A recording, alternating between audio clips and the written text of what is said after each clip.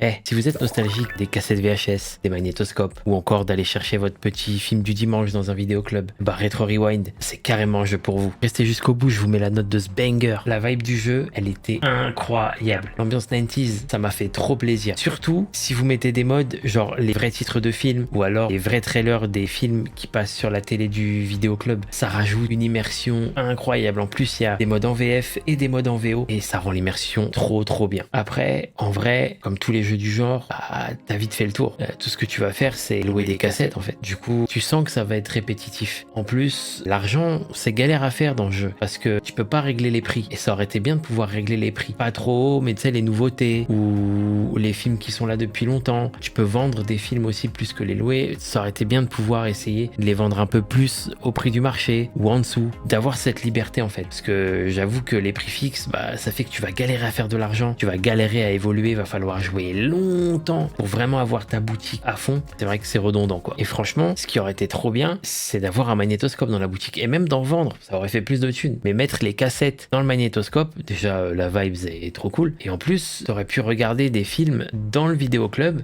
passer les films que tu veux. Après, je me rends compte que c'est galère à faire. Mais avoir des extraits de vrais films et tout, en mettant la cassette de ce propre film, banger absolu, idée de fou. Mais dans son genre, pour moi, c'est un pur banger. Parce que l'ambiance et la DA font qu'il se démarque des autres simulateurs dans ce genre. Donc je suis impatient de voir comment ça va évoluer et pour moi c'est un bon 15 sur 20. D'ailleurs, vous là, vous imaginez ce même jeu, mais version vendeur de jeux vidéo au début des années 2000, en mode tu vends des PS1, des PS2, des jeux de PS1, des jeux de PS2, Game Boy, Dreamcast, Nintendo 64, tout ça, tu remplis tes rayons, tu fais ta boutique. Non, vraiment, pour tous les gamers de ce monde, sortez-moi un jeu comme ça, s'il vous plaît. Venez, on en discute dans les commentaires. On est en train de faire le vidéoclub le plus stylé du monde en stream là.